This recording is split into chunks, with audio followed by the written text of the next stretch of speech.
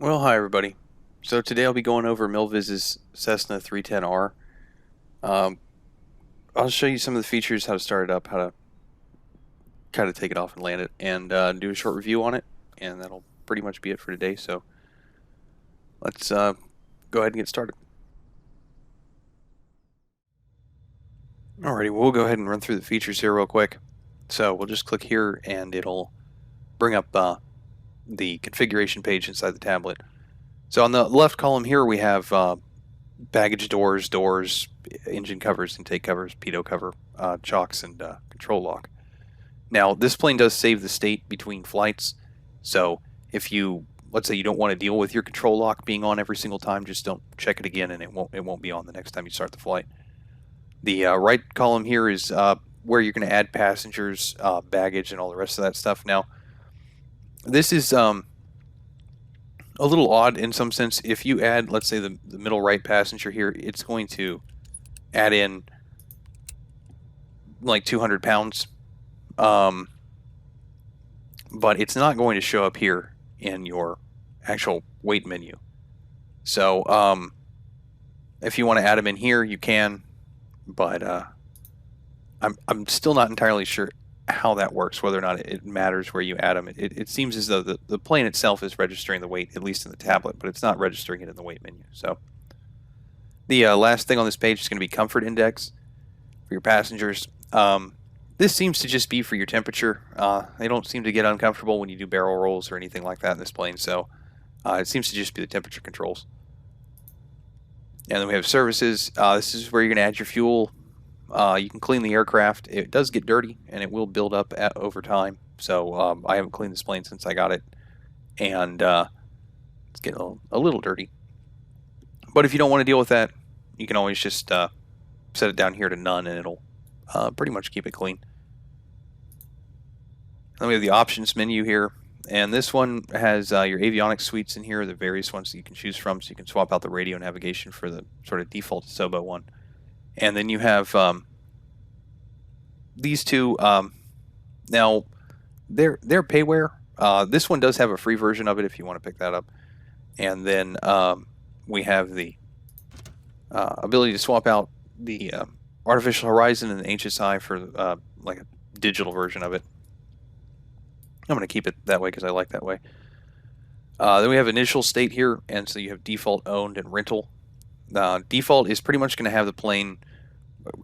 I wouldn't say that it's factory setting. Some of that's going to depend on what you selected down here, but it'll pretty much think of it like you just got it delivered from the factory.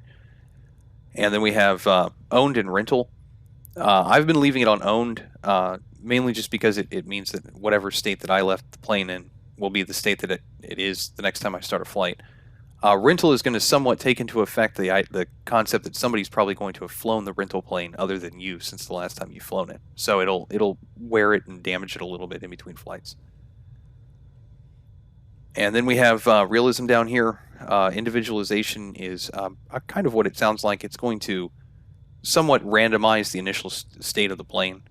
Some of it seems to be tied to like the tail number of the liveries. All of the engine damage and all of the wear and tear and everything for this thing is somewhat tied to its livery. Now, if you use a custom tail number like I do, it's also going to save that to the custom tail number. So any plane that you fly will, I think, have the same damage that you left on it with your tail number. So, but if you're not using custom tail number, each individual livery is going to basically save its state that it was in last time. So if you've damaged one of them and you go fly another one, it won't have that damage on it. But if you do it with your custom tail number, it will. So, I mean, when I tested it, I removed the custom tail number and started to back up in this plane, and this plane's wear and tear was completely different. And then I put the custom tail number back in and started it back up, and it restored it to what, let's say, my plane was last time I left it. And then engine damage or engine realism and systems realism is pretty much what they sound like. And then wear and tear is just going to sort of wear the plane gradually over time. And then we have failures here. So if you don't ever want to have a failure, just click on never. Occasionally and rare seem to be pretty similar to each other in terms of how often you get a failure. I've been flying it around mostly on occasionally, and it seems to be about every third flight or so that I have some kind of a failure. And then frequently is pretty much guaranteed you a failure almost every flight. Now, it's not exact. This is a little bit random, so sometimes you might not have a failure on the third flight or whatever.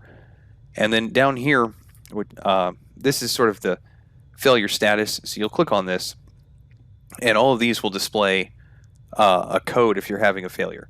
Now, the codes are all listed in the manual for it.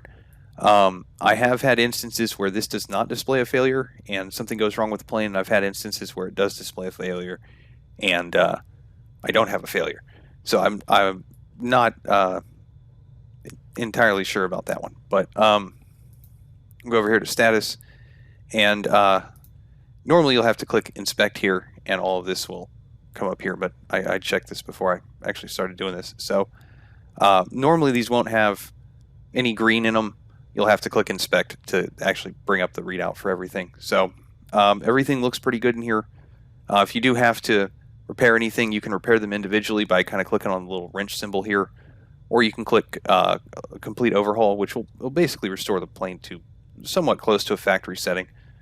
But you know, I mean, you can damage a lot of stuff. I've destroyed the wheel brakes and messed up the gear and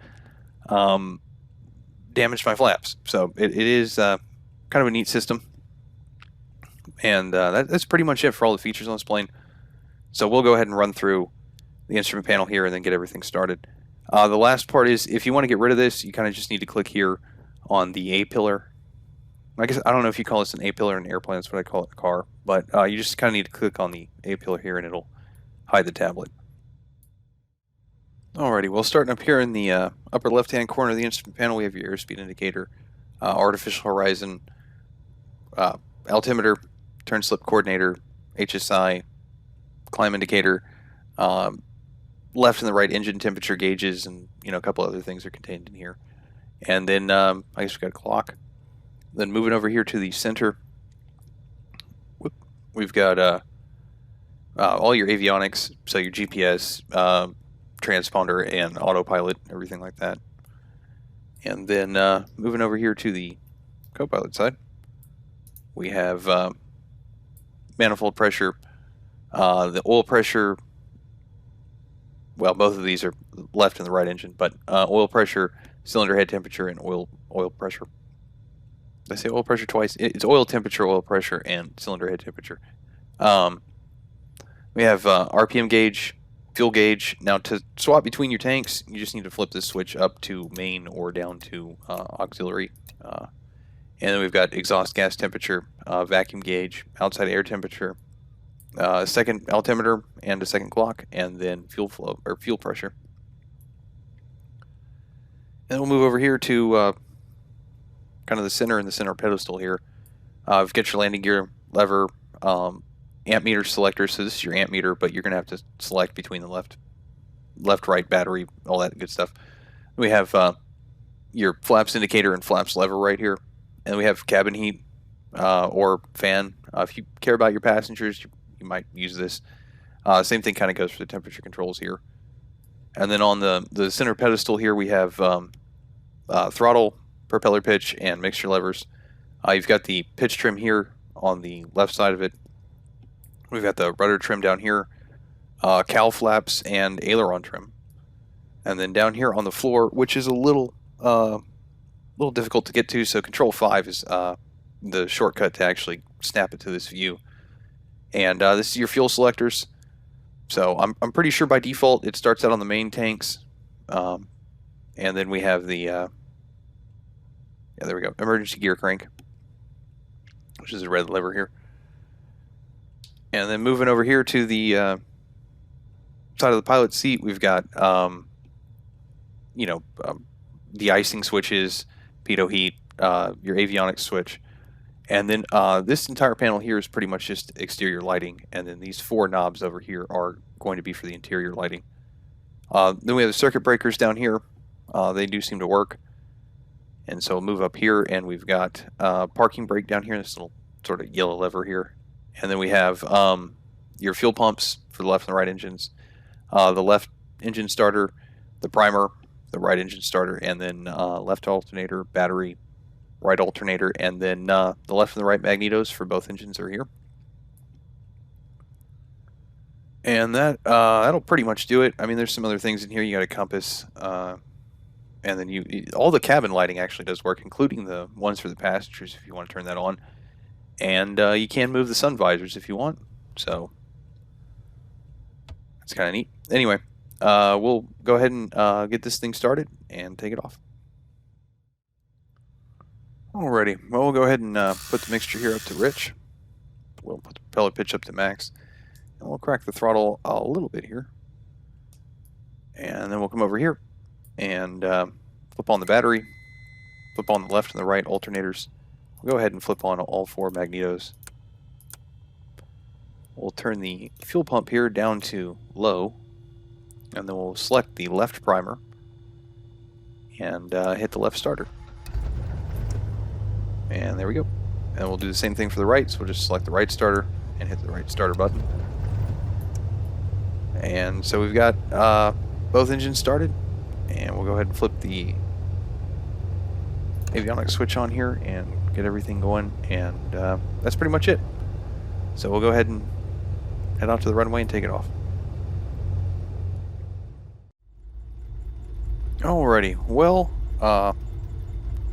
I will recommend that you make sure that you actually have taken the pitot cover off, because if you don't, in this one, it won't be able to read your airspeed indicator. So, or it won't work. So, which isn't something I was necessarily expecting, but it is kind of nice. So, as far as how this thing taxis on the ground, how it takes off, it's relatively easy to do both. Just kind of the normal stuff. Don't go too fast while taxiing it. And as far as takeoff goes, it's a little bit longer of a takeoff run than I actually expected it to be, but it's not too bad. If you have a short runway, you might need to put your flaps down or something like that. But other than that, everything should be fine. So we'll hope I can clear the trees, but we'll go ahead and release the parking brake here, go ahead and throttle it up, and get going.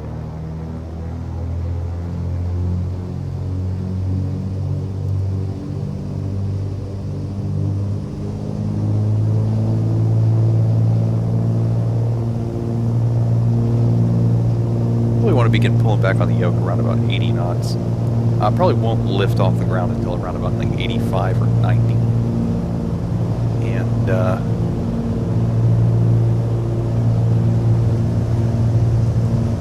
right, go ahead here and track the gear.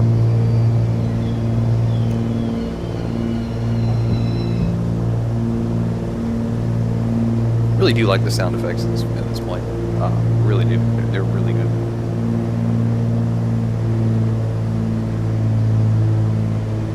So as far as how this thing flies, it's relatively predictable. It's pretty much going to do what you think it's going to do. It's surprisingly maneuverable for me. I wasn't quite expecting to be able to do some of what I can do in this plane, or at least with relative ease. It actually does. It does some things actually surprisingly well compared to what I thought it would do. But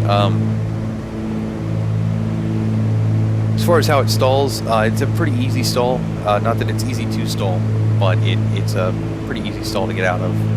It's probably not going to put you into a spin. It might if you manage to dip the wing, but most of the time it's probably just going to drop the nose. The exception to that might be if you have lost an engine or something like that. It's probably going to put you into a spin if you only have one engine. But overall, it's a pretty easy plane to actually fly. It's quite an enjoyable one. I actually quite like it. So I think I'll just skip to the part where I come in here for a landing. Oh, I did forget. You're probably going to stall around about 80 knots, somewhere maybe a little bit below 80 knots. Depending upon if your flaps are down, it might be closer to 75, but it's going to be somewhere in the range of like 75 to 80 knots. But now I'll be back here when I come in for a landing. Alrighty, we'll go ahead and put the gear down, You'll want to be below at least 140 knots before you put your gear down. They can get damaged at least slightly if you put them down too high of a speed. And the same thing kind of goes for flaps. So, just don't put them down too early, or don't be going too fast when you do put them down. It should be okay. If not, I should repair them once you land. To me, you don't destroy them, but you can still fix them even if you destroy them, but it might create problems landing. So you're going to want to come in here at about 125 knots. We're doing about 100 knots right now, and we'll probably want to set down here around about anywhere between like 85 to 95 knots is okay. The thing does actually have pretty good brakes, so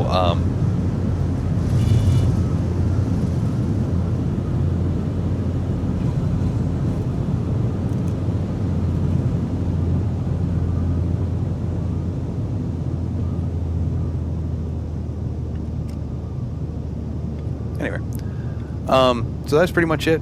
We'll go into the review here next, and that'll be it for today.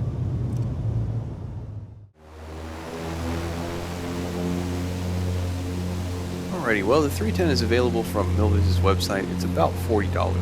I think it's a good one, pretty much overall.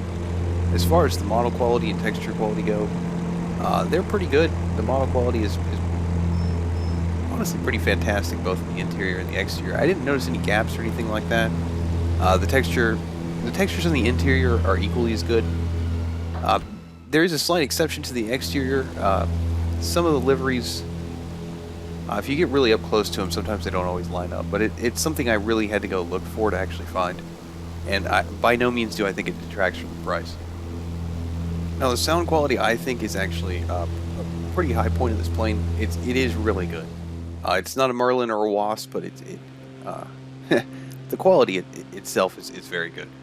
There are a lot of sort of subtle sounds that I normally don't notice or are non-existent in other planes. Some of the sounds when you're outside the plane do sound really good. Now, some of those might not be too noticeable if you're not wearing headphones. I don't notice them as much when I'm listening through my PC speakers, but overall the sound quality is fantastic. And some things that, in all honesty, I never would have expected to include in this, which is stuff like the seatbelts buckling and other things like that. There's even a sound effect when you finish washing the plane. So they really put some detail and thought into the sound effects on this plane. The flight model is relatively predictable. It'll do what you think it's going to do. It's quite maneuverable, and it has a much higher roll rate than I was expecting. All around, it's a quite responsive plane, and it's quite nice to fly. The features for this thing are all very neat. I really like the failure system, mainly because it seems kind of randomized. Initially, I wasn't sure about the rental versus owned system. I think I'm going to stick with owned, though. If you fly the plane within the limits, you're probably not going to have to repair things very often. But if you fly it like I do, you'll probably be repairing the brakes and the landing gear about every other flight. But overall, I think it's a pretty neat system that I have been enjoying. I also like the buildup of grime. I thought that was kind of a nice touch. Also, wasn't expecting that forgetting to remove the pitot cover would have any effect on anything, but it did, and that's pretty good. So overall, I think it's a pretty good one. I don't think $40 is overpriced or anything like that, though it might come down to how and what you kind of like to fly. I think Milviz is one of the better third-party developers for Microsoft Flight Simulator. I still really like their Corsair, and I like this one as well. So that's going to be it for today, everybody. Thanks for watching, and I hope there's a next time.